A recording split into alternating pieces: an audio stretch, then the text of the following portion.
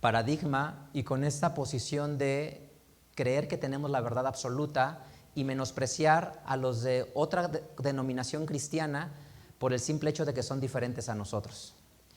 Y parte de esto ha estado basado en el libro del Apocalipsis, porque se ha dicho que la bestia es la Iglesia Católica y que el falso profeta son todas las denominaciones protestantes, y que en toda su práctica que ellos tienen los hace menos dignos y especiales, y por tanto no te juntes con ellos, no les hables, no estés cerca de ellos.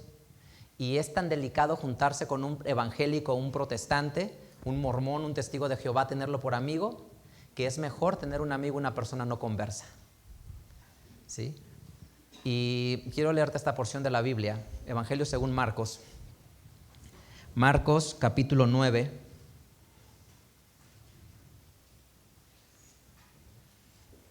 Marcos capítulo 9.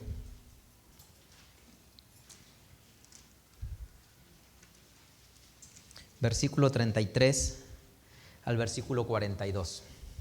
Marcos 9, versículo 34 al 42. Dice la Escritura así: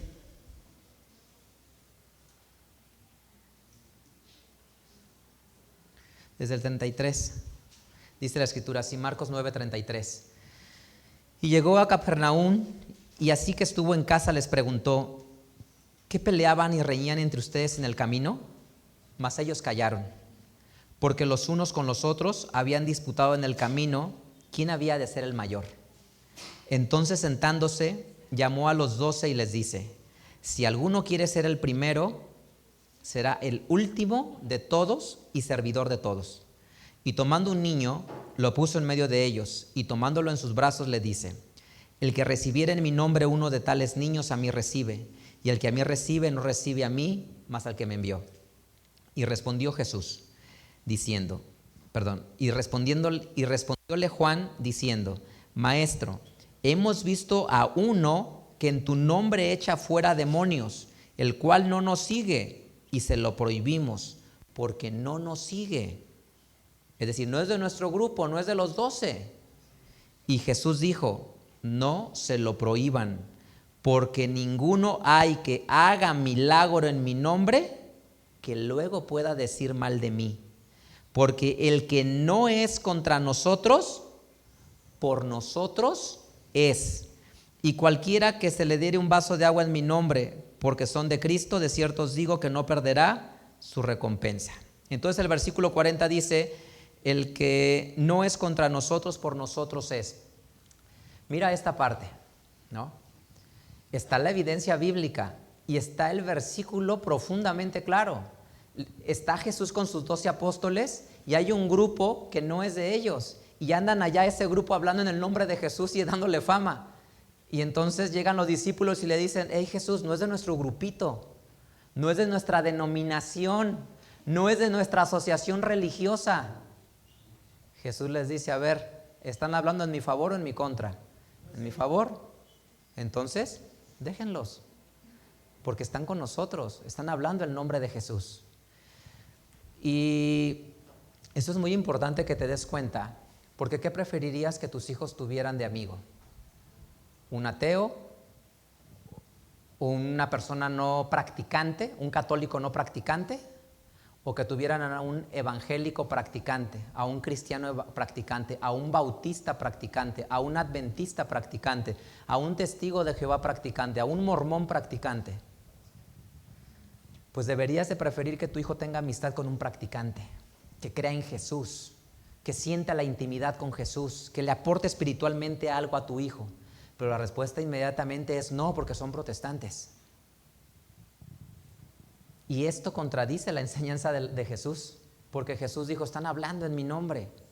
Y entonces lo primero que quiero romper es que no exista esta posición radical, esta posición extrema de estar diciendo: nosotros somos mejores porque sabemos más de la Biblia, nosotros somos mejores porque tenemos estas prácticas religiosas. Y la razón de eso está escrita en el libro del Apocalipsis. Vamos al libro de Apocalipsis, capítulo 13. Y hoy el mensaje que te quiero dejar es el siguiente. La Biblia se escribió hace 2000 años y a 2000 años de que la Biblia fue escrita es sumamente complejo y difícil saber qué quiso decir la Biblia. ¿Por qué es tan difícil saber? Porque estamos bien lejos del contexto, bien lejos de las costumbres de la época, de las palabras de la época, del idioma de la época. Y hemos tratado a 2000 años de distancia de tratar de reconstruir esas palabras para saber qué fue lo que quiso decir. Y es un proceso que ha tomado años tratar de reconstruirlo. Hoy te quiero platicar o replaticar, porque lo hemos venido estudiando todos estos días, una interpretación distinta del libro de Apocalipsis. Porque te lo he dicho muchas veces, párate en el año 120 de nuestra era. La Iglesia Católica como institución empieza a tomar forma en el año 325 y se consolida hacia el año 500 más o menos, ya como una institución independiente. Como institución, cuando dice todas las demás formas de creer son equivocadas y solo lo que dicte la Iglesia de Roma, porque acuérdense que habían 4 comunidades fundamentales en la cristiandad: la comunidad de Roma, la comunidad de Antioquía, la comunidad de Jerusalén y la comunidad de Alejandría. Eran las 4 capitales cristianas del mundo. Entonces lo que decía la iglesia de Alejandría era muy importante. ¿Saben qué hombre famoso era de la iglesia de Alejandría? Arrio. Arrio era de Alejandría, igual que Atanasio. El problema que lo llevaron al concilio de Nicea hasta Turquía, al otro lado del mar, surgió en Egipto, en la ciudad de Alejandría, fundada por Alejandro Magno, en esa ciudad.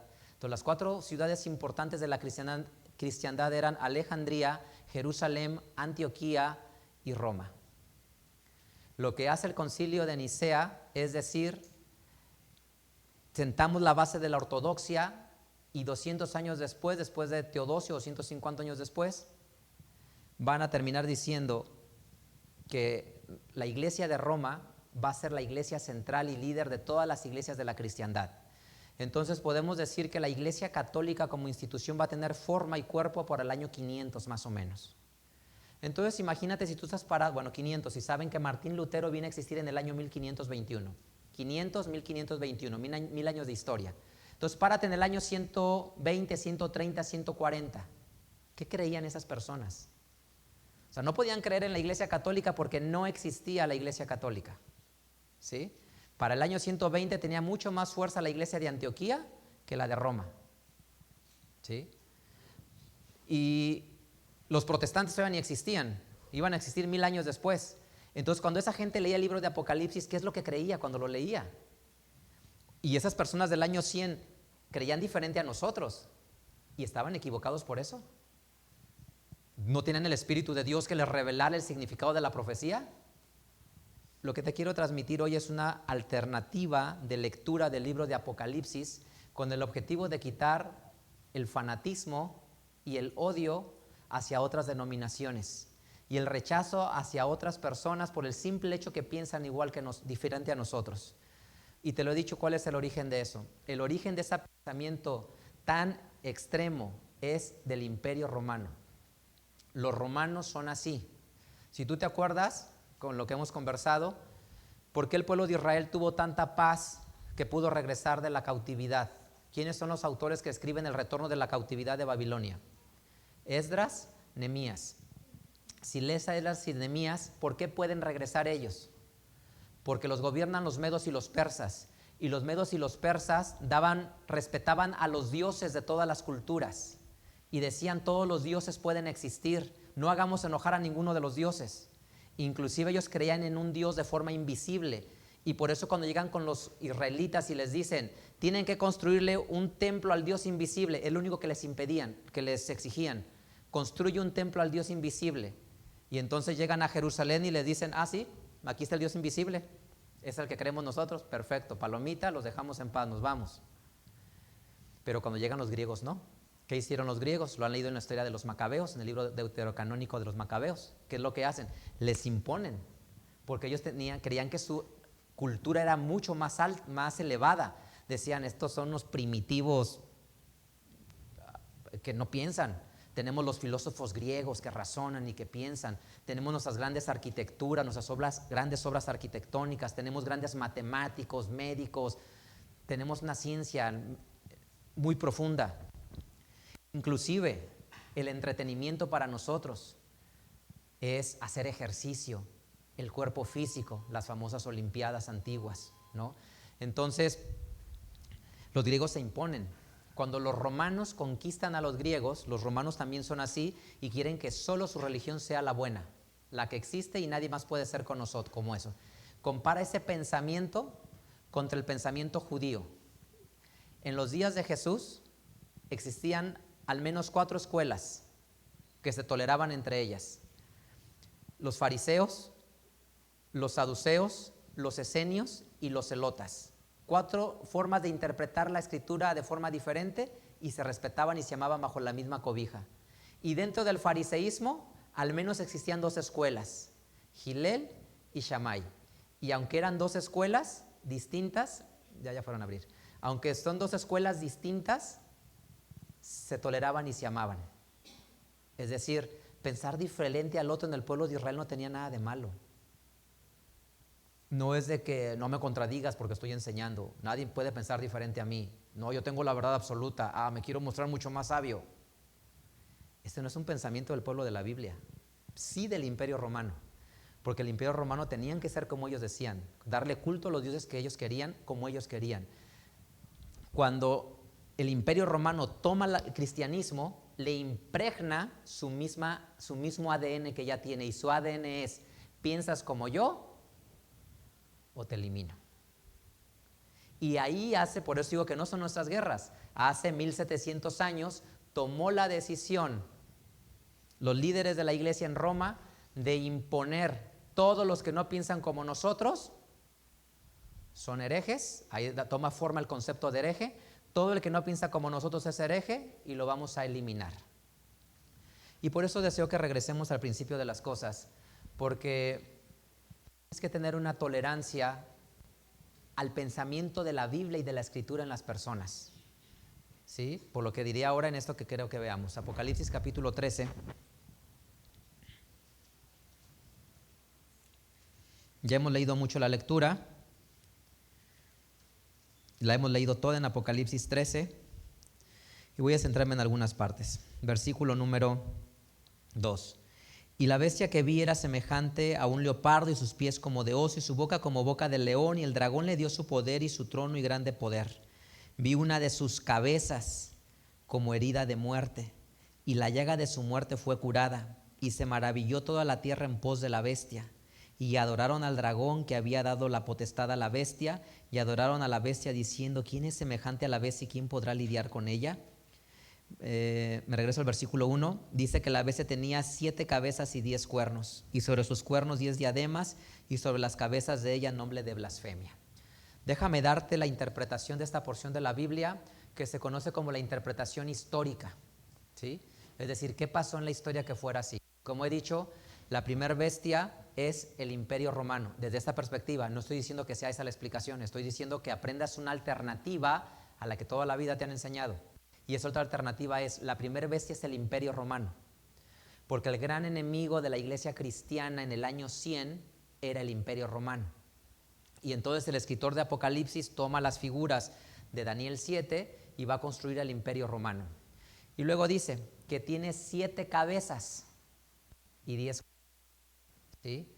Y lo hemos leído en Apocalipsis 17, que de las 7 cabezas dice que son 7 montes, pero también dice: son 7 reyes. Apocalipsis 17, si tenemos la siguiente diapositiva, Hugo.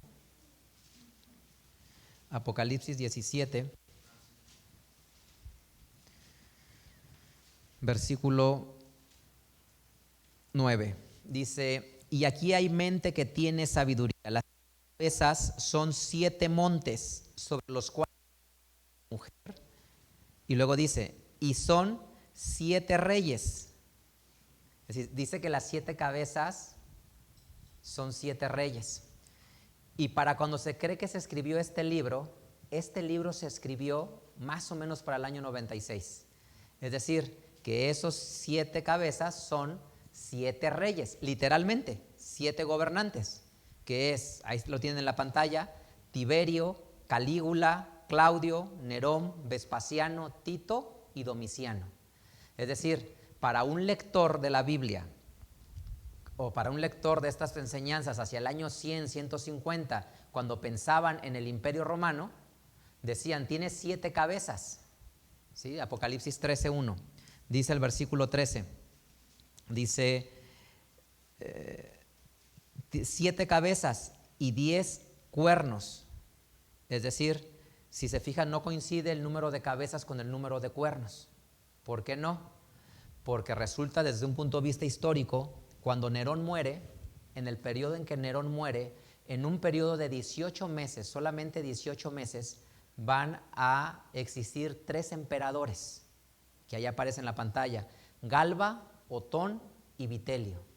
Si a esos 3 emperadores que estuvieron entre Nerón y Vespasiano, esos 3 le sumas a los 7 anteriores, tienes los 10 cuernos, ¿sí? Entonces, cuando dice esta porción de la Escritura, 3, y vi una de sus cabezas como herida de muerte. ¿Quiénes dijimos que eran las 7 cabezas? Ahí están los emperadores. Dice, y vi una de sus cabezas como herida de muerte, y la llaga de su muerte fue curada, y se maravilló toda la tierra en pos de la bestia. Si te vas al año 100, 120, bueno, lo que les he platicado es el pensamiento acerca de Nerón. Nerón va a ser visto como el emperador. Muchos historiadores dicen que es visto de esta manera Nerón porque como no complacía al Senado y el Senado fomentaba para que escribieran en contra de Nerón, pero independientemente de eso, la historia de Nerón es una historia muy llena de desórdenes, de mal gobierno, de maltrato hacia el pueblo, hacia la gente, y tiene una historia muy complicada alrededor de asesinatos, de homosexualidad, de daño, de destrucción. Y entonces para los moradores del Imperio Romano, Nerón era un personaje al cual, digamos, estaban molestos con él, que no lo querían y que lo veían como un tirano, un explotador, que los mataba, los asesinaba, y se veía como la parte más cruel, ¿no? Cuando dice que sufre una herida de muerte, esa herida porque dice que sufre una herida en una de las cabezas, ¿sí? No dicen cuál. Dicen, una de las cabezas sufre una herida, y esa herida es en el emperador Nerón. ¿Por qué en el emperador Nerón? Porque existe una leyenda o una historia en ese tiempo que se inventó diciendo que Nerón cuando murió, que no había muerto, que Nerón viajó hacia Oriente a refugiarse con unos reyes de Oriente, y que de allá iba a regresar a traer la destrucción al Imperio Romano. Después, cuando pasó el año 70, 80 y no regresa Nerón, pues entonces lo que dicen es, pues no es cierto, más bien va a revivir en forma de Dios y su espíritu va a manifestarse en una persona. Entonces, vean esto lo que dice la historia. Ponemos la siguiente, porfa. Esto que está aquí son los oráculos sibilinos. Es decir, es parte de la historia y es parte de la leyenda alrededor de Nerón. Dice, vendrá un rey de Babilonia que todos odian, un rey terrible y de linaje abominable, un matricida, porque él manda a matar a su propia madre, a su propia madre, que se llamaba Agripina.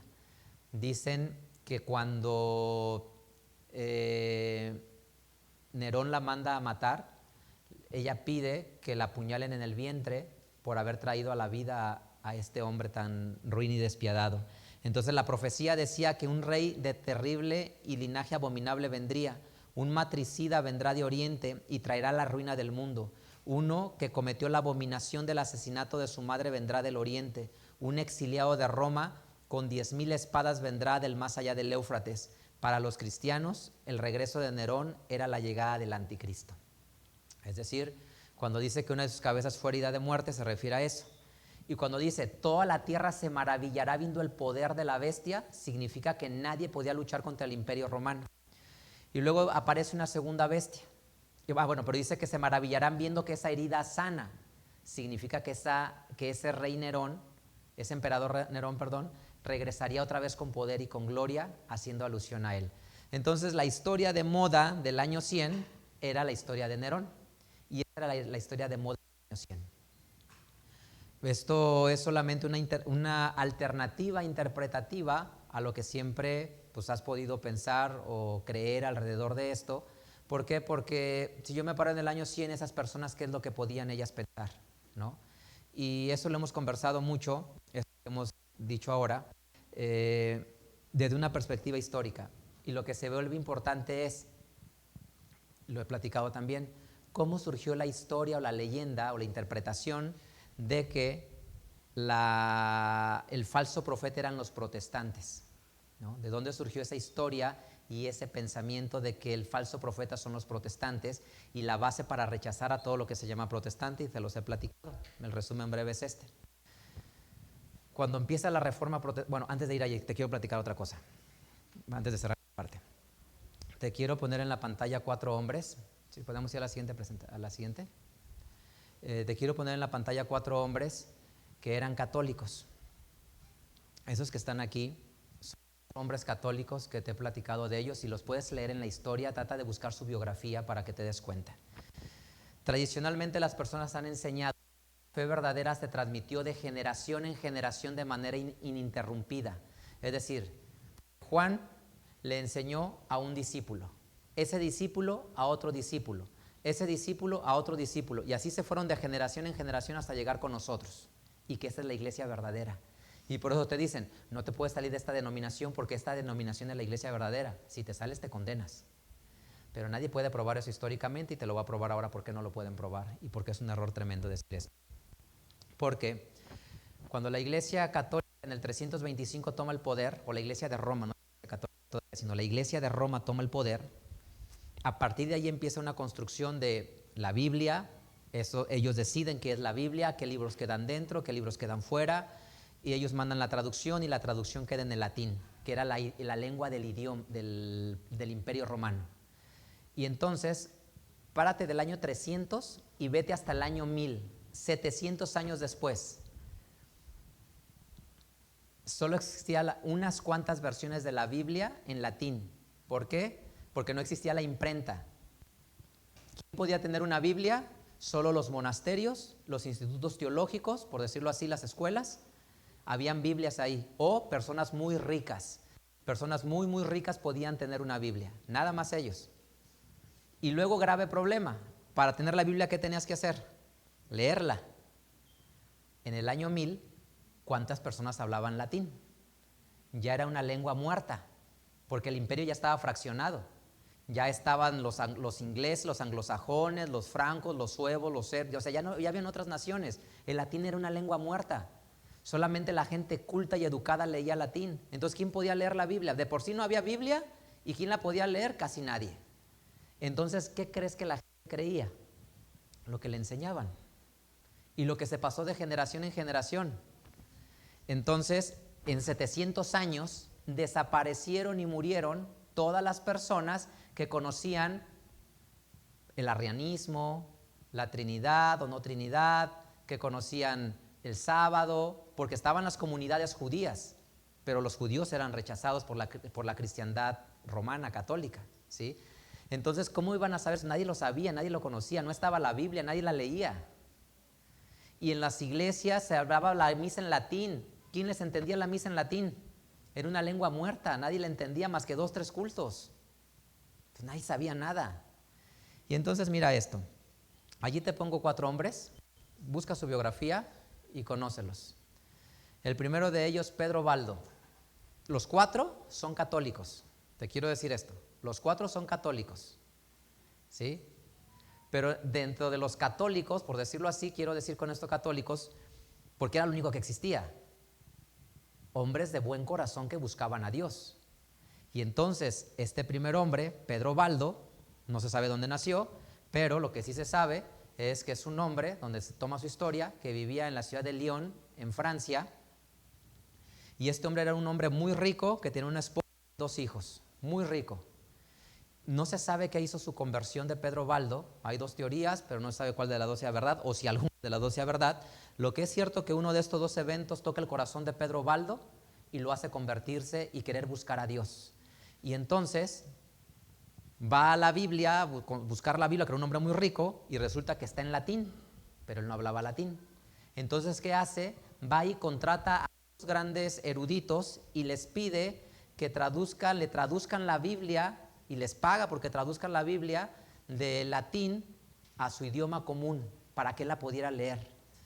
Y mientras pasaba eso, fue y buscó a un sacerdote que le hablara de Dios, y cuando va y se encuentra y que le hable de Dios, ¿qué historia creen que le encuentran a Pedro Baldo? Le encuentran la historia del joven rico. Ustedes saben la historia del joven rico en los evangelios, ¿no? Dice que un joven rico llega a Jesús, y al final Jesús el consejo que le da es: vende lo que tienes, dalo a los pobres y ven y sígueme. Y entonces Pedro Baldo regresó a su casa después de que le contaron, esa fue la enseñanza del día, y se regresó pensando en eso y dijo: si ese es un discípulo de Jesús. Y entonces Pedro Baldo vende todas sus posesiones, un hombre muy rico en Lyon, Francia, y la regala a los pobres. Y se dedica en las plazas a hablar del amor de Jesús. Estás en el año 1100. No existe la reforma, faltan 400 años para la reforma. Y entonces empieza a hablar del amor de Dios que en su Biblia podía tener, en sus escritos podía tener. Y empieza a contagiar a otras personas cansadas de la opresión del imperio, y esas personas también lo empiezan a seguir, y se empieza a formar una comunidad en Francia muy importante que se llaman los valdenses. Estás en el año 1100. Entonces este hombre, ¿qué aporta a la humanidad? Aporta a la humanidad un primer esfuerzo de una traducción de una Biblia, y aporta a la humanidad el rechazar lo que la iglesia está diciendo. Después tienes a John Wycliffe. Él está en Inglaterra. Historias muy parecidas. Un buen católico, de corazón noble y sincero, entra al instituto. En el instituto es un hombre bien intelectual. La Universidad de Oxford toma mucha relevancia, y entonces llega un momento que Roma pide dinero a Inglaterra, que les manden dinero, y entonces él aconseja y les dice: no mandemos dinero. La iglesia en Roma, en el Vaticano, tiene un montón de dinero, y además Dios no nos mandó a enriquecernos. La iglesia debe de ser austera, no les demos dinero. Y entonces no le mandan dinero a Roma. ¿Qué creen que hizo Roma con él? Se mega enojó y se mega molestó con él, y lo quisieron atacar, le mandaron acusaciones, lo mandaron a declarar, pero como era un hombre tan popular en Inglaterra, pues eso le valió para que no le pasara nada. Y este hombre hace todos sus esfuerzos para que la Biblia se traduzca del latín al inglés, y que empiece a haber una versión en inglés en la lengua común para que la gente la pueda leer. Y los otros dos hombres, historias similares, uno rico, otro pobre, pero lo importante es lo mismo, que empiezan a leer la Biblia. Entonces lo que te quiero transmitir es que estás en el año 1000 y no hay información. Y ahora, tú tienes esto en tus manos, ¿sí? Llamamos la Biblia. ¿Por qué llegó la Biblia a nosotros? Por la mano de Dios, obviamente, esa es la respuesta obvia. Pero ¿por mano de quién llegó a nosotros la Biblia? Ahí viene en tu portada. ¿Cómo se llama la versión que usas? Reina Valera, ¿sí? Son dos personajes diferentes, ¿sí? Católicos, porque todavía no empezaba el protestantismo, y que empezaron a traducir la Biblia porque deseaban que la gente leyera la Biblia, y porque creían que si la gente leía la Biblia iba a encontrarse con Dios. Y ya finalmente Cipriano de Valera, ya arrancó el protestantismo con él, ya está retomando forma, entonces ya está desmarcado, ya es como casi protestante, digamos, está en la línea. Pero lo que te quiero decir es, ¿qué opinas de Pedro Baldo? Pedro Baldo creía en el cielo y creía en el infierno, porque lo que se enseñaba. Pedro Baldo pensaba que que existía la Trinidad. Pedro Baldo comía de todo, ¿sí? Porque es lo que había en su tiempo. Pero con un gran corazón se despojó de sus riquezas y sentó las bases para que en Europa, en el futuro, existiera un libro como estos y llegara a tus manos y a mis manos. Y que cuando la gente empezó a leer y vio: acordarte has del día del reposo. ¡Ah, caray! ¿Por cómo está esto? Y alguien empezó a leer cosas como esas, empezó a descubrir lo que Dios enseñaba. Entonces, será válido, honesto y de un discípulo de Jesús que a hombres que dieron su vida en la hoguera, literal en la hoguera, nosotros los veamos ahora y digamos, son protestantes, hay que patearlos, son protestantes, hay que rechazarlos, son herejes, son apóstatas, porque nomás nosotros tenemos la verdad absoluta? Y entonces la pregunta es, ¿qué es verdad? Porque es tan complejo saber qué es la verdad. Porque ¿qué decía el versículo en su momento? ¿Qué dice el griego original? ¿Qué dice el hebreo? ¿En qué contexto lo dijo? Es como, por ejemplo, ¿no? Durante mucho tiempo decir que es más fácil pasar un camello por el ojo de una aguja que un rico se salve. ¿Qué provoca esa lectura? ¿Se va a salvar un rico? No. Y causa rechazo hacia los ricos. Pero gracias a los ricos, Jesús expandió la iglesia. Y gracias a los ricos, la Biblia existe. Porque dieron su vida por ello, porque tenían las influencias, las relaciones, el poder económico para hacer las cosas. Pero resulta que después lo analizamos el versículo y resulta que no es cierto, no dice eso. ¿Qué es lo que dice el versículo? Está bien difícil meter al camello por la aguja de la muralla de la ciudad, porque la aguja es en la muralla de la ciudad, las puertas de seguridad pequeñas, donde al camello lo tenían que postrar y al camello lo metían arrastrando para que apenas entrara. Y costaba un trabajal meter al camello, pero lo podían meter. No era la esencia del mensaje, pero no lo sabíamos, hasta que después lo empiezas a entender, pero se arraiga un rechazo hacia los ricos. ¿Sí? Lo que te quiero transmitir con esto es que no existe en tu corazón un rechazo hacia los demás, o que pienses que vales más, o que estás más salvo o más cerca de la salvación porque sabes más de la Biblia, porque tienes una interpretación diferente, o porque nadie te puede responder, ¿sí? Es decir, yo puedo con mi conocimiento platicar con una persona de la Biblia y decirle, sí, y entonces ¿a qué se refiere este versículo y este? Y no me va a saber responder. Pero eso no me hace especial a los ojos de Dios, ¿sí? Lo que me hace especial a los ojos de Dios es la capacidad de amar, de sanar mi mundo, mi entorno, que la gente tenga la presencia de Dios y recuperar la esencia del Evangelio de Jesús. El Evangelio de Jesús fue darle la mano al caído, al desamparado, ayuda al necesitado. Y esa es la esencia del mensaje de Jesús. ¿De qué se trata este tiempo y esta temporada? De recuperar el mensaje de Jesús, de recuperar la esencia. Y te quiero decir, la verdad es tan compleja que yo no me atrevería a decir que tengo la verdad. Yo no me atrevería a decir que esta interpretación es la única perfecta de la Biblia. Porque mira, no conocía la historia de Nerón y no conocía la historia de los emperadores. Y no conocía esta porción de la biografía de los reformadores protestantes.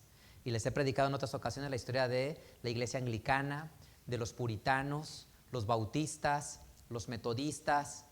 Y conoces sus historias y dices, historias de bendición para la humanidad, porque hoy heredamos un mundo mejor gracias a ellos. Alguien que te ha hecho tanto bien no es honesto criticarlos, señalarlos, atacarlos, condenarlos, cuando no ese es el camino y la esencia, ¿sí? Entonces en MDR creemos profundamente que la verdad es compleja y le pertenece a nuestro Dios, y que lo que mejor podemos hacer es seguir siendo unos apasionados teólogos estudiosos de la Biblia, que reflejemos el estudio de la palabra de Dios en un camino que es conocer el amor, la bondad, la compasión y la misericordia. Entonces en nosotros no debe de existir más este rechazo a otro pensamiento. Si es católico, porque es católico. Si es evangélico, si es mormón, si es adventista. Y algo fundamental, el conocimiento va por capas. Y no estoy diciendo que lo que tú y yo practicamos no sea lo correcto, por supuesto que lo es, por eso lo practico. Pero quiero que sepas que el conocimiento va por capas. ¿Qué significa por capas? Pedro Baldo, lo único que pudo encontrar fue el amor de Dios, porque es lo que le dejaban leer en 3-4 páginas.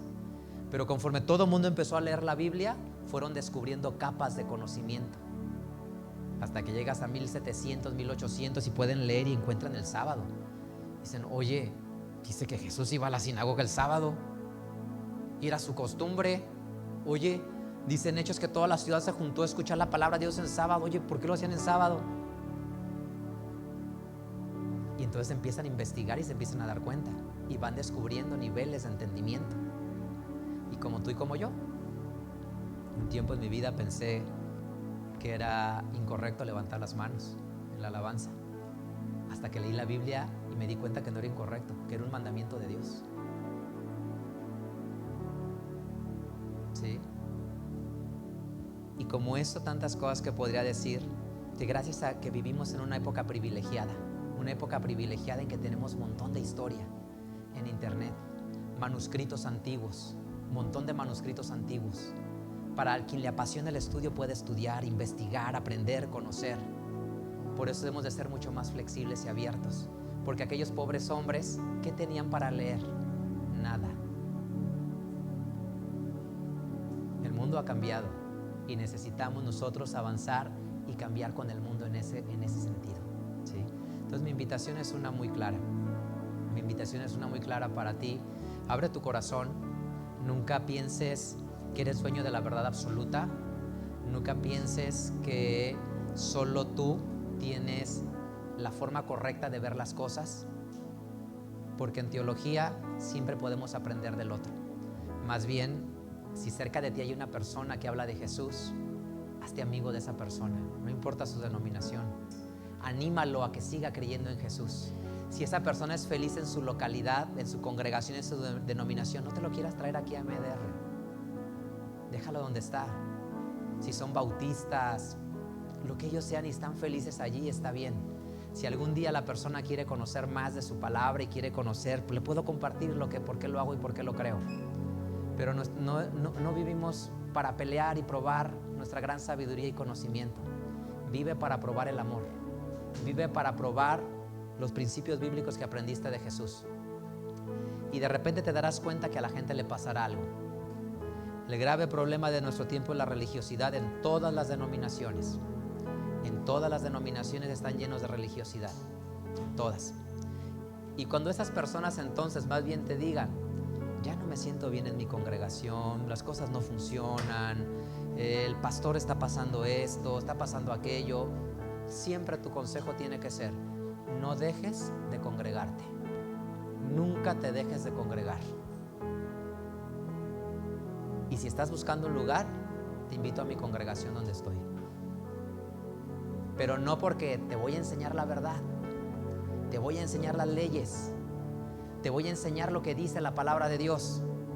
No, enséñale que sabes amar, enséñale que sabes perdonar, enséñale que tienes un corazón lindo, enséñale que tu mundo sanó en tus hijos, en tus padres, en tus nietos, en tu extensión, porque vives el mensaje de Jesús. Despójate, porque no nos da valor a nosotros guardar el sábado, la ley de alimentación, las fiestas. No nos da valor eso. Lo que nos da valor es amar a la humanidad. Porque si quitas toda la religiosidad, ¿qué te queda? Imagínate que delante de Dios te diga, ya no te voy a tomar en cuenta que me digas que ibas todos los sábados a la iglesia, que estabas en los 3 servicios. No te voy a tomar en cuenta ya que te aprendías el texto de memoria. Ya no te voy a tomar en cuenta que practiques estas fiestas y que hagas esto. Vamos a hablar tú y yo de tu corazón. ¿Sientes odio? ¿Sientes rencor? ¿Tienes envidia? ¿Sientes rechazo? ¿A cuántas personas has tocado su corazón? ¿Cuántas personas has transformado sus vidas? ¿A cuántas personas has inspirado para que amen? Y eso entonces es otro nivel espiritual. No quiero decir que dejes de hacer lo que ya hacemos. Quiero decir que descubras un nuevo nivel espiritual, donde nuestra valía no está en las prácticas religiosas. Nuestra valía está en la profundidad del corazón de las personas. Vamos a alabar el nombre de nuestro Dios. Te invito a que exaltes el nombre del Creador.